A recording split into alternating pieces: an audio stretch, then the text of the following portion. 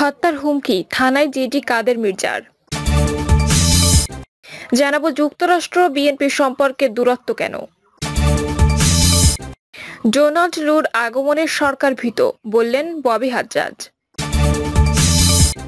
BNP জামায়াতের ষড়যন্ত্রের ঘটনাস্থলে না থেকেও মামলার আসামি। এবং সর্বশেষ জানাবো উপজেলা নির্বাচন, ঘাটাইলে প্রচারণায় ব্যস্ত প্রার্থীরা। শুনছিলেন সংবাদ শিরোনাম, এবারে বিস্তারিত। হত্যার হুমকি থানায় জিডি কাদের মির্জার। কোম্পানীগঞ্জ উপজেলা পরিষদ নির্বাচনকে কেন্দ্র করে ওবায়দুল কাদেরের ভাই বসুরহাট পৌরসভার মেয়র আব্দুল কাদের মির্জাকে মোবাইল ফোনে হত্যার হুমকি দেওয়ার অভিযোগ উঠেছে। এ ঘটনার নিরাপত্তাহীনতায় থানা জিডি করেছে কাদের মির্জা। সাধারণ ডায়েরিতে কাদের মির্জা উল্লেখ করেন, আগামী 29 মে উপজেলা নির্বাচনকে কেন্দ্র করে চেয়ারম্যান প্রার্থী মিজানুর রহমান বাদলের অনুসারীরা গত কয়েকদিন ধরে একটি নম্বর থেকে তাকে হত্যার হুমকি দিয়ে আসছে। তিনি কোম্পানীগঞ্জের পার্শ্ববর্তী দাগনভুয়া, সুবর্ণচর, কবিরহাট ও সেনবাগ উপজেলার অস্ত্রধারীদের এনে নির্বাচনের শান্তিপূর্ণ পরিবেশ নষ্ট করছেন। এছাড়া কোম্পানীগঞ্জের আওয়ামী লীগ সমর্থিত ইউনিয়ন পরিষদ চেয়ারম্যান নাজিম উদ্দিন মিকন, মোহাম্মদ আয়ুব আলী, সালেকিন রিমন, জাহিদুল হক কোচি, আব্দুর রেজ্জাককে বিভিন্নভাবে হুমকি দিয়ে আতঙ্কের মধ্যে রেখে নির্বাচন বানচালের চেষ্টা করছে। যুক্তরাষ্ট্র বিএনপির সম্পর্কে দূরত্ব কেন। মার্কিন যুক্তরাষ্ট্রের দক্ষিণ পূর্ব এশিয়ার সহকারী পররাষ্ট্রমন্ত্রী ডোনাল্ড লু বাংলাদেশ সফর এসেছেন। আজ তিনি আওয়ামী লীগের বেসরকারি বিনিয়োগ বিষয়ক উপদেষ্টা সালমান এফ রহমানের সঙ্গে নৈশভোজে মিলিত হবেন। এছাড়াও তিনি সরকারের জলবায়ু পরিবর্তন এবং পরিবেশ মন্ত্রী সাবের হোসেন চৌধুরীর সঙ্গে বৈঠক করবেন, সুশীল সমাজের সঙ্গে বৈঠক করবেন। পররাষ্ট্রমন্ত্রীর সঙ্গে তার সৌজন্য সাক্ষাতেরও কথা রয়েছে। আর এই সফরসূচিতে বিএনপির সঙ্গে তাদের কোনো বৈঠক নেই। বিএনপি এখন ডোনাল্ড লুকে নিয়ে সুর পাল্টেছে, ভিন্ন সুরে কথা বলছেন। বিএনপি নেতারা বলছেন ডোনাল্ড লুর ব্যাপারে তাদের কোনো আগ্রহ নেই, এই সফর নিয়েও তারা উৎসাহিত নয়। কিন্তু এর আগে যখন ডোনাল্ড লু বাংলাদেশ সফর এসেছিলেন তখন বিএনপির উত্তেজনা এবং আগ্রহ কেউ চাপিয়ে রাখতে পারেনি, বরং বিএনপি নেতারা এ নিয়ে তাদের আনন্দ অনুভূতি প্রকাশ্যে উচ্চারণ করেছিলেন। সেই সময় বিএনপি নেতারা মার্কিন যুক্তরাষ্ট্র আওয়ামী লীগকে হটিয়ে দেবে এমন প্রত্যাশা বিভোর ছিল, কিন্তু বাস্তবে সেটি হয়নি। এখন মার্কিন যুক্তরাষ্ট্রের সঙ্গে বিএনপির সম্পর্কের এক ধরনের ফাটল লক্ষ্য করা যাচ্ছে। বিশেষ করে 7 জানুয়ারি নির্বাচনের পর মার্কিন রাষ্ট্রদূত পিটার ডি হাসের সঙ্গেও বিএনপি নেতাদেরকে মাত্র 2টি সৌজন্য সাক্ষাৎ করতে দেখা গেছে।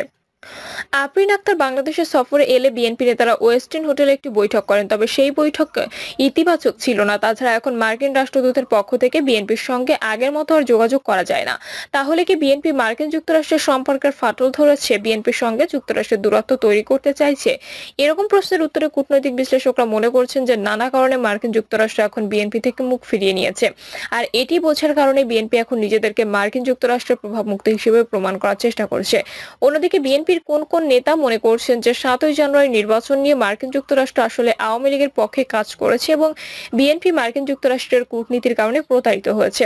বিএনপি নেতা গোলাম মাওলা রানী বিভিন্ন টকশোতে বলেছেন মার্কিন রাষ্ট্রদূত আওয়ামী লীগের পক্ষে কাজ করেছেন, বিএনপি তা বুঝতে পারেনি। আর এ কারণে বক্তব্য এখন বিএনপির প্রায় সব নেতাই করেছেন। বিএনপি বিভিন্ন সূত্রগুলো বলছে যে আওয়ামী লীগকে ক্ষমতায় আনার জন্য ভারতের পক্ষে কাজ করেছে মার্কিন যুক্তরাষ্ট্র।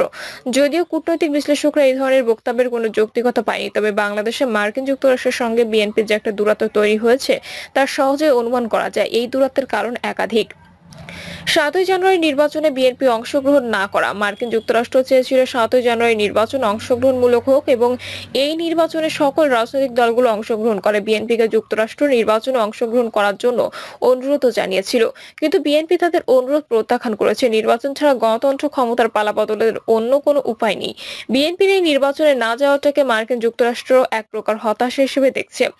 বিএনপির নেতৃত্ব শূন্যতা। মার্কিন যুক্তরাষ্ট্র বিএনপির উপর কিছুটা বিরক্ত বলেও কূটনৈতিক মহল আভাস দিয়েছেন, কারণ তাদের সিদ্ধান্ত দেওয়ার মতো কোনো নেতা নেই। বিএনপির কাছে যখন কোনো সিদ্ধান্ত জানতে চাওয়া হয় তখন বিএনপি নেতারা তাৎক্ষণিকভাবে কোনো প্রশ্নের উত্তর দিতে পারেন না। দলে যারা ক্রিয়াশীল এবং যারা কাজ করতে তারা কেউই বিএনপি নেতৃত্বের মধ্যে নেই। আর এই কারণেই মার্কিন যুক্তরাষ্ট্র বিএনপির উপর আস্থা রাখতে পারছে না। জামায়াতের সাথে সম্পর্ক। তারা আবার স্বাধীনতা বিরোধী উগ্র মৌলবাদী দলের সঙ্গে সম্পর্ক তৈরি করছে। এই বিষয়টি যুক্তরাষ্ট্রের নজরে এসেছে, আর তাই তারা এখন বিএনপির ব্যাপারে তেমন একটা আগ্রহী নয়। ডোনাল্ড লুর আগমনের সরকার ভীত, বললেন ববি হাজ্জাজ। দক্ষিণ এবং মধ্য এশিয়া বিষয়ক মার্কিন সহকারী পররাষ্ট্রমন্ত্রী ডোনাল্ড লুর আগমন সরকারের উচ্চ মহলে আতঙ্ক ছড়িয়েছে বলে মন্তব্য করেছেন জাতীয়তাবাদী গণতান্ত্রিক আন্দোলন এনডিএম চেয়ারম্যান ববি হাজ্জাজ। হাজ্জাজ বলেন, ঢাকা সফরে আসছেন মার্কিন সরকারের আলোচিত প্রতিনিধি ডোনাল্ড লু। তার আগমনকে সরকার সন্দেহের চোখে দেখছে বলে আওয়ামী লীগের সাধারণ সম্পাদক বিএনপি সহ আমাদের সব বিরোধী দলগুলোকে উদ্দেশ্য করে তির্যক মন্তব্য করেছেন। তিনি বলেন, মূলত ডোনাল্ড লুর আগমন সরকার ভীত। মধ্যবর্তী একটি নির্বাচন অনুষ্ঠিত করতে মার্কিন সরকার চাপ দেয় কিনা এই অজানা আতঙ্কে ভুগছে সরকারের শীর্ষ মহল। এনডিএম চেয়ারম্যান বলেন, লু এমন সময় আমাদের সফর করছেন যখন একতরফা ভোটারবিহীন জাতীয় নির্বাচনের পর একই কায়দায় উপজেলা নির্বাচনের প্রথম ধাপ সদ্য অনুষ্ঠিত হয়েছে। আমরা দেখেছি এই ফ্যাসিস্ট সরকারের পাতানো সব নির্বাচন থেকে জনগণ কিভাবে মুখ ফিরিয়ে নিচ্ছে। জনগণ এই সরকারকে লাল কার্ড দেখিয়েছে। তিনি বলেন, বাংলাদেশ আজ আওয়ামী মাফিয়া গোষ্ঠীর কাছে জিম্মি। প্রশাসনকে নির্লজ্জভাবে দলীয়করণ করা হয়েছে। প্রতিটি থানা আজ যেন আওয়ামী লীগের বিকল্প কার্যালয়। সচিবালয়ে বসে হিসাব করা হয় এই সরকারকে ক্ষমতায় রাখতে পারলে বেগমপাড়ায় কিভাবে আরো বেশি সম্পদ গড়া যায়। ববি হাজ্জাজ বলেন, ইসলামিক শক্তিগুলোকে সরকার পরিকল্পিতভাবে বিভক্ত এবং নিষ্ক্রিয় করে রাখার কৌশল নিয়েছে। তবে সরকারের সব কূটকৌশলকে ব্যর্থ করে জাতীয়তাবাদী এবং মূলধারার ইসলামী শক্তিগুলোকে একত্রিত করে অচিরেই আবার আমরা রাজপথে নামবো ইনশাল্লাহ। বিএনপি জামায়াতের ষড়যন্ত্র ঘটনাস্থলে না থেকেও মামলার আসামি। চট্টগ্রামে কিশোর গ্যাংয়ের হামলায় দন্ত চিকিৎসক কোরবান আলীর মৃত্যুর ঘটনায় বিএনপি জামায়াতের ষড়যন্ত্র ঘটনাস্থলে না থেকেও মামলার আসামি হয়েছেন বলে দাবি করেছেন চট্টগ্রাম মহানগর যুবলীগের নেতা গোলাম রসুল নিশান। নিজেকে নির্দোষ দাবি করে গোলাম রসুল নিশান সংবাদ সম্মেলনে আকবর শাহ এলাকায় দন্ত চিকিৎসক কোরবান আলীর মৃত্যুর ঘটনায় প্রমাণ সহ বিস্তারিত তুলে ধরেন। এতে তিনি বিএনপি জামায়াতের এজেন্ডা বাস্তবায়নে জড়িত আলী রেজা রানার সঙ্গে দীর্ঘদিনের বিরোধের বিষয় তুলে ধরেন। গোলাম রসুল নিশান বলেন, আলী রেজা রানা নিজেকে বায়তুস সরব মাদ্রাসা ছাত্রলীগের সাধারণ সম্পাদক হিসেবে দাবি করলেও মহানগরের এক বিএনপি নেতার সঙ্গে তার যোগাযোগ আছে। তার সঙ্গে ছবিও আছে। দীর্ঘদিন ধরে রানা ইস্পাহানি স্কুল ও আশপাশে বিভিন্ন স্কুলের কিশোরদের নিয়ে এলাকায় ত্রাসের সৃষ্টি করেন। পশ্চিমা ফিরোজশাহ এলাকার স্বামী নামে এক যুবক কিশোর গ্যাংয়ের প্রতিবাদ জানালে উল্টো গত ফেব্রুয়ারি তাকে পুলিশের হাতে তুলে দেয়। পরে পুলিশ যাচাই বাছাই করে স্বামীর বিরুদ্ধে কোনো তথ্য প্রমাণ না পাওয়ায় তাকে ছেড়ে দেয়। তিনি বলেন, আমি যেহেতু রেজিস্টার্ড সংগঠন ফিরোজ শাহ সমাজ কল্যাণ সংঘের সাধারণ সম্পাদক, বিভিন্ন সময় এলাকায় বিভিন্ন সমস্যা সামাজিকভাবে সমাধানের চেষ্টা করতে হয়। আমরা কোনো ঘটনা সামাজিকভাবে সমাধান করতে না পারলে এলাকার কাউন্সিলরের কাছে কিংবা থানায় গিয়ে আইনগতভাবে সমাধানের উপদেশ দিয়ে থাকি। সেই দায়িত্ববোধ থেকেই পরিবেশ শান্ত করার জন্য আমি অভিভাবকদের সঙ্গে যোগাযোগ করি। তারা আমাকে সেদিন রাতেই গ্রিন টাওয়ারের সামনে বৈঠকের কথা বলে নিয়ে যান। বৈঠকে প্রমাণিত হয় যে নির্দোষ স্বামীকে আমি রেজা রানা ষড়যন্ত্রমূলকভাবে পুলিশের হাতে তুলে দেই। যেহেতু সে স্বামীর চেয়ে বয়সে অনেক ছোট, সবাই তাকে স্বামীর কাছে দুঃখ প্রকাশ করতে বললে রানা অস্বীকৃতি জানায়। উল্টো রানা হুমকি দেয়, এলাকার কেউ বেশি বুঝলে তাকে 999 কল দিয়ে পুলিশে দেবে। গোলাম রসুল নিশান বলেন, ষড়যন্ত্রের উদ্দেশ্যে আলী রেজা রানা ওই বৈঠক চলাকালে কথোপকথন গোপনে অডিও রেকর্ড করে। তার উদ্দেশ্য যদি খারাপই না হয় তবে সে কারো একটি বৈঠকের কথোপকথন গোপনভাবে রেকর্ড করবে। সেদিন আমি পুলিশ প্রশাসন ও 999 সেবা নিয়ে কোনো ধরনের কটূক্তি করিনি। তিনি বলেন, তারাবি নামাজের সময় গ্রিন টাওয়ারের সামনে কিশোর ছেলেদের মারামারি করতে দেখা যেত। ওই বিষয়ে এক স্থানীয় ব্যক্তি এলাকায় একটি হোয়াটসঅ্যাপ গ্রুপে অভিভাবকদের দৃষ্টি আকর্ষণ করেন। আমিও তার এই মতামতের সঙ্গে সহমত পোষণ করি, কারণ আমিও তার মারামারি করতে দেখেছি। ওই বিষয়ে সমাধানের আলোচনা না করে বিএনপির অন্যতম বড় পৃষ্ঠপোষক ফজলুল করিম টিপু গ্রুপে আজেবাজে মন্তব্য করে। তিনি আমাকে উদ্দেশ্য করে বিভিন্ন আজেবাজে মন্তব্য করেন। তিনি এক অডিও বার্তায় আমি এলাকা থেকে চলে গেলে বা মরে গেলে মিষ্টি বিতরণ করবেন বলে হুমকি দেন। ৩রা এপ্রিল ভুয়া সংগঠন সমাজ পরিষদের তত্ত্বাবধানে এলাকায় পুলিশিং কমিটির নাম দিয়ে লক্ষাধিক টাকা চাঁদাবাজির অভিযোগ আসায় ওই চাঁদাবাজির বিষয় নিয়ে আমি সামাজিক যোগাযোগ মাধ্যম ফেসবুকে একটা পোস্ট দিই। তাছাড়া গত জাতীয় নির্বাচনে ফুলকপি মার্কার প্রচারণার সামনে সারি থেকে নেতৃত্ব দেন তিনি। এ বিষয়ে আমি লেখালেখি করি। এ নেতা আমার উপর চরম আকারে ক্ষিপ্ত হয়ে দন্ত চিকিৎসক কোরবান আলীর মৃত্যুর সময় আমার কোনো ধরনের উপস্থিতি ও সম্পৃক্ততা না থাকা সত্ত্বেও আসামি তালিকায় আমার নাম অন্তর্ভুক্ত করেন।